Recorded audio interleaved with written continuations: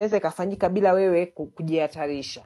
Kwa hiyo hili swala si dogo, ni swala ambalo linatakiwa leo baadhi ya hizo mawazo tunaweza kuja nayo. Mi nimeshatoa kwamba watu wanaweza kafika mahali wakatoa mabango, wakawa hata kwenye mabasi, mtu anatoa tu mabango, anaimba kidogo, basi inaisha, watu mnaendelea na maisha. Lakini hivi vitu sio vitu ambavyo wanaweza wao wakafanya jambo lolote lile. Yaani mara nyingi unakuta kwamba labda sasa waanze tena kurudi waseme labda tuangalie kwamba tuko vipi, basi ni hivyo. Kwa hiyo nayo ni jambo la maana.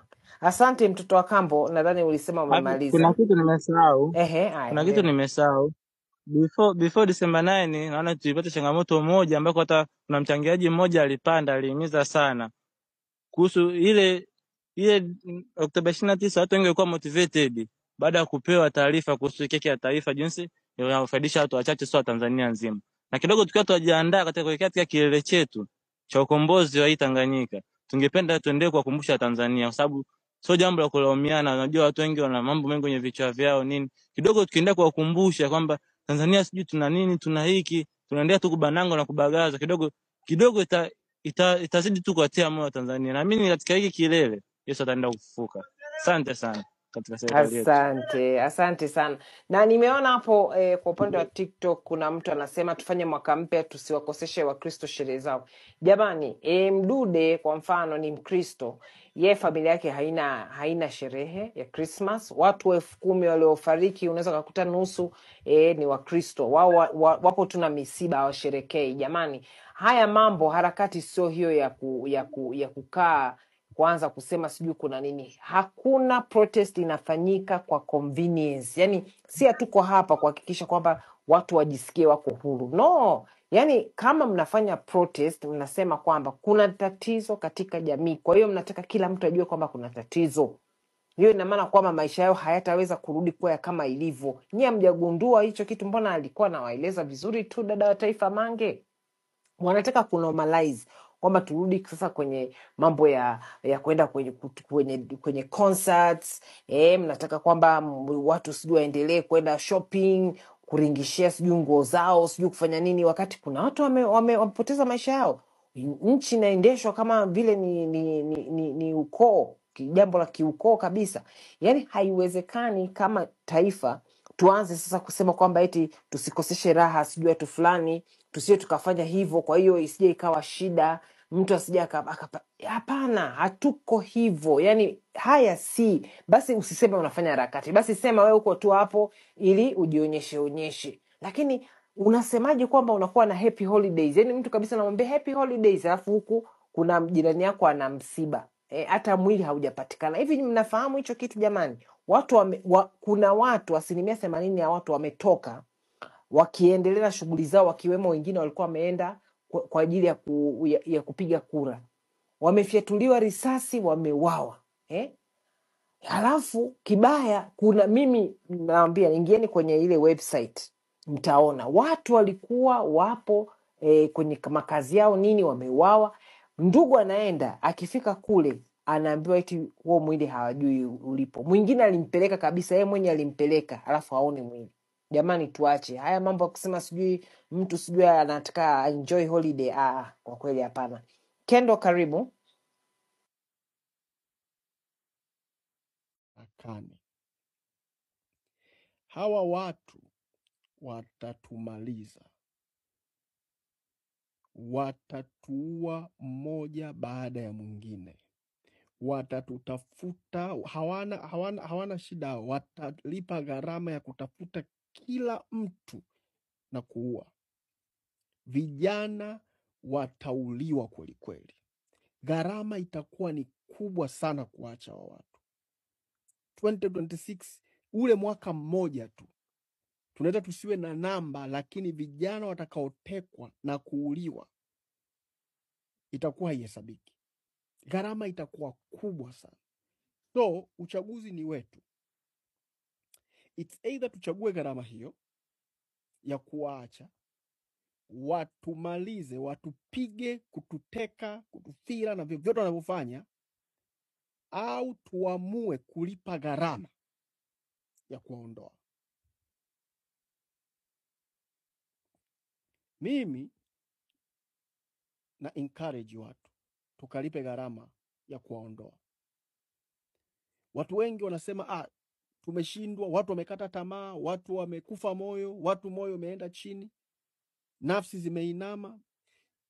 Mimi niseme hatujashindwa,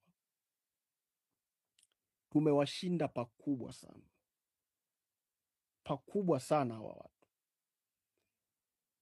wanaishi kwa wasiwasi mkubwa. Sorry, child of God, nani Mshabaha, hebu cheki upande wako huko. Mimi kwangu huko kama kuna issue ya sauti huko kwenye platform zingine. Endelea child of God. Okay.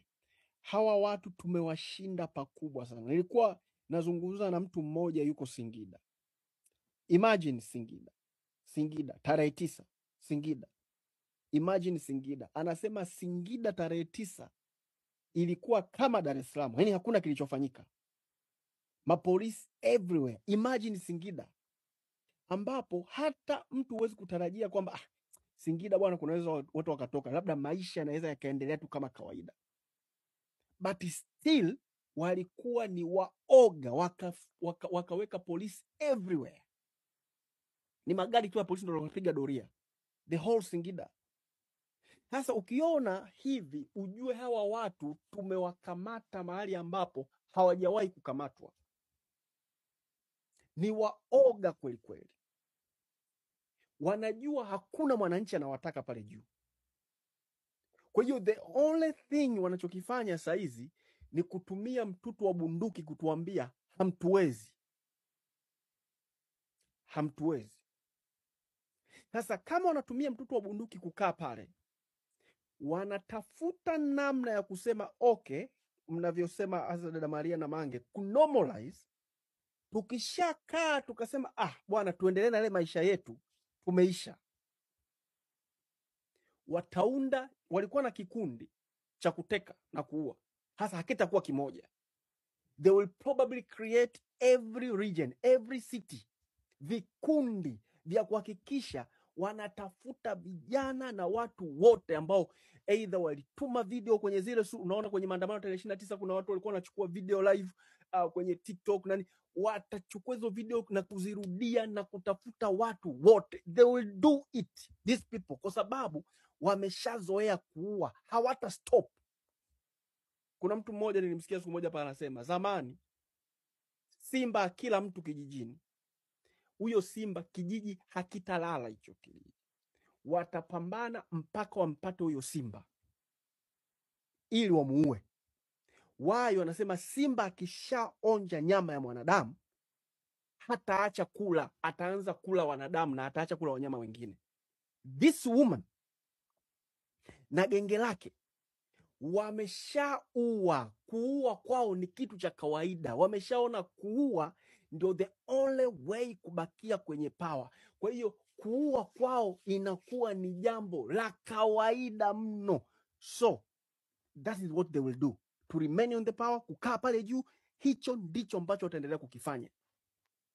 Sasa tuko tayari kulipa hiyo gharama ya kuwaacha watuue na kutumaliza, au tulipe gharama ya kusema haiwezekani, these people must step down? Nafikiri tuandae vipeperushi vingi sana. Radio, TV na nini haziwezi kutangaza maandamano yetu. Lakini ninakumbuka mimi miaka 12 nyuma, nafikiri Gwajima alikuja Arusha, alikuwa anakuja kuhubiri mkutano wa Injili. Gwajima aliuchafua mkoa wa Arusha na yaani ulikuwa unakutana na vipeperushi chini vimemwagwa kila mahali. Hujui alioviweka ni nani, lakini kila mahali kulikuwa na vipeperushi vimedesigniwa vizuri kuhusiana na ule mkutano. Na nafikiri kati ya mikutano ambao ulikuwa mkutano ambao ulijaa zaidi ulikuwa na Gwajima. Tunakumbuka kuna mkutano mmoja ulifanyika Dar es Salaam. Najaribu kutoa mifano ya IP namna ambavyo tukipiga PA ya maana hakuna mtu atabakia nyumbani. Nakumbuka mkutano mmoja ulikuwa sijui wa miujiza sijui na nini ulikujaga Dar es Salaam. Kila mtu akawa anaimba hicho kipeperushi kilivyoandikwa na ile statement yao. Kila mtu akawa anaimba. Ni miaka kama 4-5 iliyopita nyuma. alikuja yule mzungu kuhubiri pale, vilimwagwa hivyo vipeperushi daa nzima, vichochoroni, Mbagala huko nakutana na hivyo vipeperushi. And I think that is what we need to do. Tunahitaji kuzalisha hivyo vitu vya kutosha. Kila mtu anakutana na hicho kipeperushi, kila mtu, isiwe tu kwa Gen Z, iwe ni baba, iwe ni mama, yeyote aliwahi kuguswa na msiba, iwe ni rafiki yake, mdogo wake, jirani yake, yeyote ambaye anajua Samia na CCM lake na genge lake wamehusika kwenye aidha msiba, kwenye kesi za mahakamani, wamezulumiwa, kwenye any injustice, kila kitu lazima atoke, tung'oe huu utawala. PA kwanza, PA kwanza. Tusiishie tu mitandaoni, tusiishie tu, lazima tuwafikie watu huko, watu wajue, wababa wajue, wamama wajue, tuwafikie kote na wajue kwa nini inapaswa kuwa hivi. Halafu yule jamaa aliongea issue ya to localize, dada Maria na ukaisupport, inaweza ikawa ni nzuri, lakini ina hatari yake, especially kwenye context tulionayo.